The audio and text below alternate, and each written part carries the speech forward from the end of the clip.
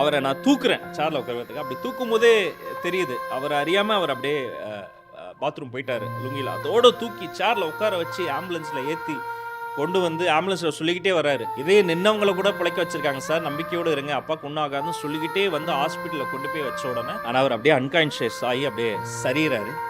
நான் ஓடி போய் கத்திக்கிட்டே அப்பா அப்பான்னு சொல்லிட்டு அவரை போய் அப்படி தொடுறேன். அவரை தொடும்போதே தெரியுது, நல்லா குளிர்ந்து ஏதோ ஒரு ஐஸ் கட்டியை தொடுற மாதிரி இருந்தது.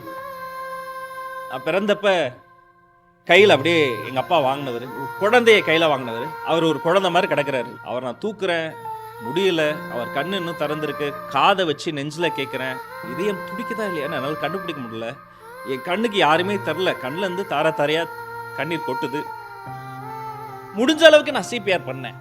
அவர் நெஞ்சு கூட உடையிற அளவிற்கு மேலே ஏறி உட்காந்து அந்த இதயத்தை துடிக்க வைக்கிறதுக்காக முடிஞ்ச அளவுக்கு சிபிஆர் பண்ணேன். அவரை நான் தூக்குறேன் சேர்ல உட்காரத்துக்கு. அப்படி தூக்கும் போதே தெரியுது, அவர் அறியாமல் அவர் அப்படியே பாத்ரூம் போயிட்டாரு லுங்கியில். அதோட தூக்கி சேர்ல உட்கார வச்சு ஆம்புலன்ஸில் ஏற்றி கொண்டு வந்து ஆம்புலன்ஸில் சொல்லிக்கிட்டே வராரு. இதே நின்னவங்களை கூட பிழைக்க வச்சிருக்காங்க சார், நம்பிக்கையோடு இருங்க, அப்பாவுக்கு ஒன்றும் ஆகாதுன்னு சொல்லிக்கிட்டே வந்து ஹாஸ்பிட்டலில் கொண்டு போய் வச்ச உடனே கொஞ்சம் ப்ரிப்பேர் ஆகிக்கங்க, கஷ்டம்தான் அப்படின்னாங்க. இல்லை பரவாயில்ல சொல்லுங்கன்ட்டோன்னே, இல்லை அவர் இறந்து சில நிமிடங்கள் ஆனதுன்னாரு. அதுக்கப்புறம் அவங்க நிறைய சொன்னாங்க, எதுவுமே காதல் விடலை.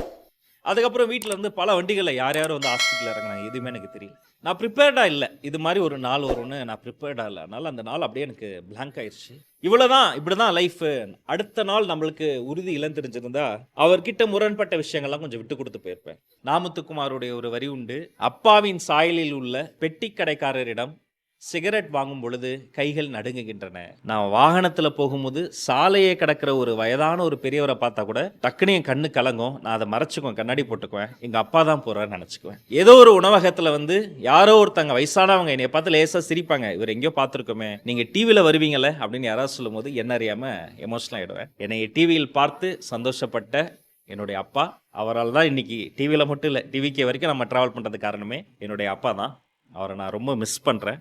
என்னுடைய நெருங்கிய நண்பர், என்னுடைய அண்ணன், அவர் வந்து பெரிய எஜுகேஷனலிஸ்ட். அவருக்கு எப்போ கால் பண்ணாலும் ஒரு ரிங்டோன் வரும், தெய்வங்கள் எல்லாம் தோற்றே போகும் தந்தையின் அன்பின் முன்னேன்னு அந்த ஒரு பாடல் ஒலிக்கும்.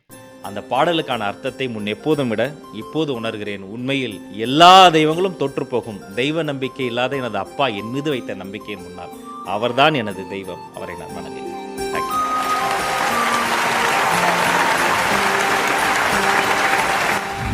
Behind Us வழங்கும் அன்புள்ள அப்பா title sponsor SIMS hello doctor, discover the true joy of good health மற்றும் கிராண்ட் ராயல் டூர்ஸ். உங்கள் ஒவ்வொரு ட்ரிப்பையும் ஸ்வீட் மெமரிஸ் ஆக்க கிராண்ட் ராயல் டூர்ஸ்க்கு வாங்க.